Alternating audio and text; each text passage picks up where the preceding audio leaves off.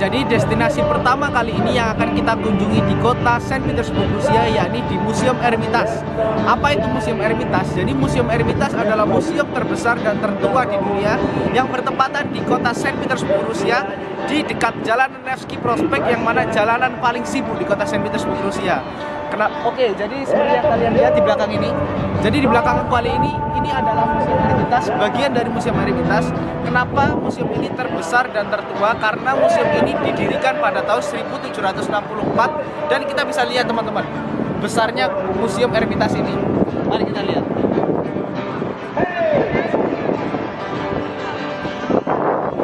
Jadi mulai dari bagian sana sampai ini semua bagian dari Museum Ermitage, teman-teman.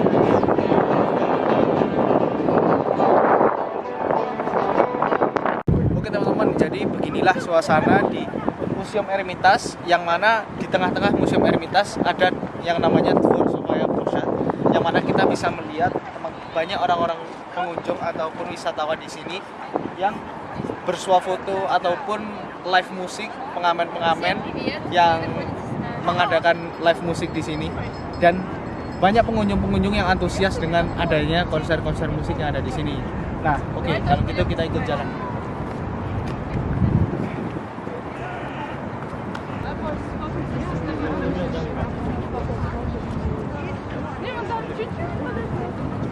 Oke teman-teman, jadi untuk keluar dari daerah Ermitage kita akan melewati sebuah terowongan yang memiliki struktur yang sangat menarik. Nih, aku bakal tunjuk.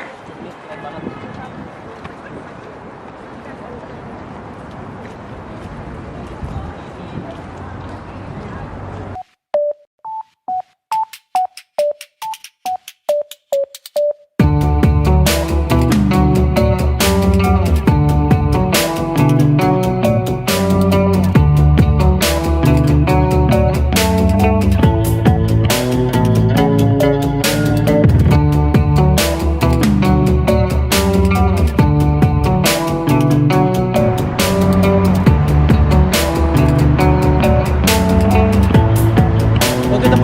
Jadi kita sudah sampai di destinasi kedua, destinasi yang sangat menarik di kota Saint Petersburg, yang mana menjadi salah satu list bagi wisatawan yang mau datang di kota Saint Petersburg, yakni Gereja Saint Isaac atau Saint Isaac Katedral. Kenapa tempat ini sangat menarik? Karena di belakang, seperti yang di belakang kita, tempat ini memiliki ornamen-ornamen yang sangat menarik, begitu juga yang ada di dalamnya. Dan keunikan dari tempat ini adalah tempat ini membutuhkan waktu 40 tahun untuk masa pembuatannya sendiri, seperti yang teman-teman bisa lihat.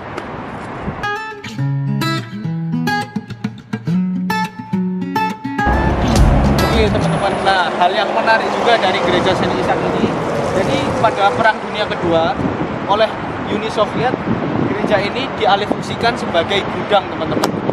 Jadi bukan difungsikan sebagai gereja, tapi sebagai gudang, lalu kembali difungsikan sebagai gereja sampai sekarang ini.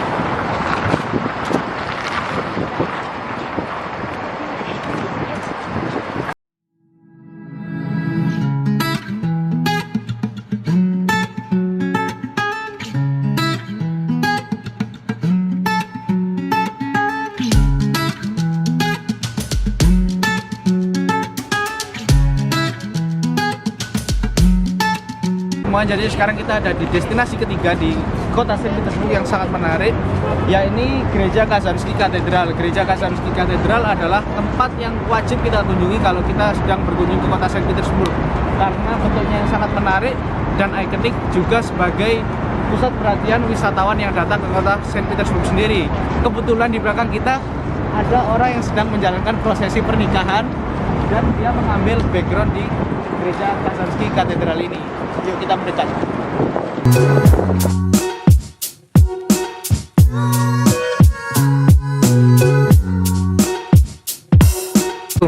Nah, jadi ini adalah pemandangan Gereja Kazansky lebih dekat. Bentuknya seperti setengah lingkaran, yang mana di sini ada banyak bangunan-bangunan tinggi memanjang ke atas dan berbentuk setengah lingkaran, dan tepat ada di jalanan tengah Nevsky Prospect.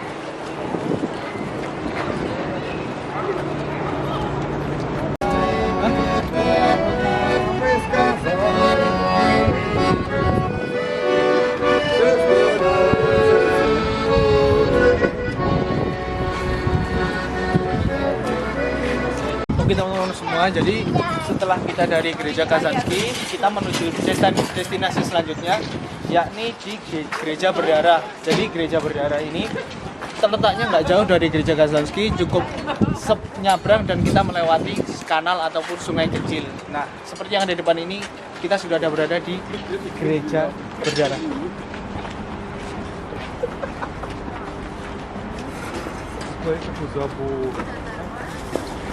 Oke teman-teman, jadi di destinasi kali ini di depan gereja berdarah, aku akan menjelaskan sedikit tentang gereja berdarah. Jadi kenapa gereja ini disebut dengan gereja berdarah? Karena gereja ini menjadi saksi pembunuhan SAR ketika Perang Dunia Kedua, dan gereja ini sendiri sempat beralih fungsi sebagai kamar mayat saat berlangsungnya Perang Dunia Kedua. Jadi gereja ini yang awalnya sebagai tempat ibadah untuk umat Kristen, saat Perang Dunia Kedua beralih fungsi sebagai kamar mayat, dan sampai akhirnya sekarang menjadi dialihfungsikan sebagai museum seperti yang ada di belakang ini. Dan luas gereja ini sekitar 7.000 meter persegi, dan di dalamnya ada ukiran-ukiran yang sangat menarik.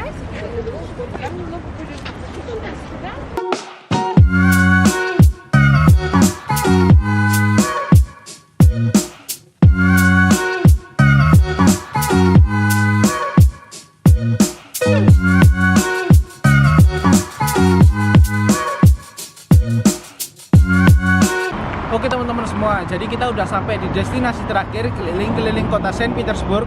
Jadi seperti yang kalian lihat di belakang aku sekarang udah ada Masjid Biru Saint Petersburg, atau biasa disebut dengan Masjid Soekarno. Jadi kita bisa lihat masjidnya bagus banget dengan motif-motif yang katanya dibawa dari Turki untuk bahan-bahan pembuatan masjid ini sendiri. Kita lebih dekat ke Masjid Soekarno.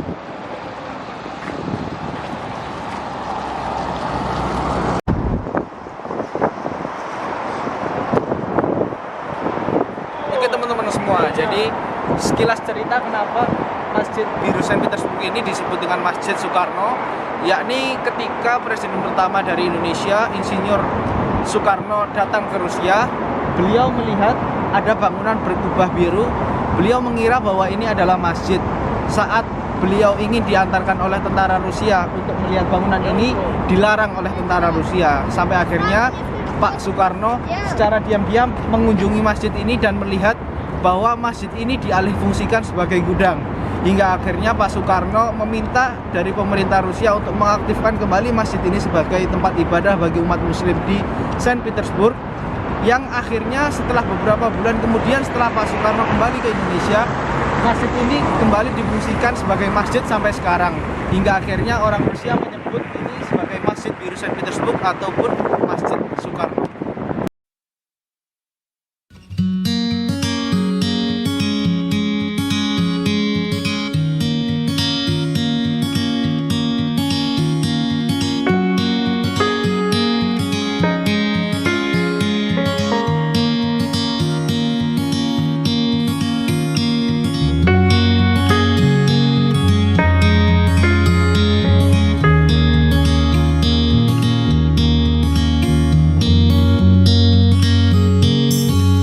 Oke teman-teman, sekian dulu untuk video kali ini. Terima kasih sudah mengikuti perjalanan aku untuk berkeliling kota Saint Petersburg kali ini.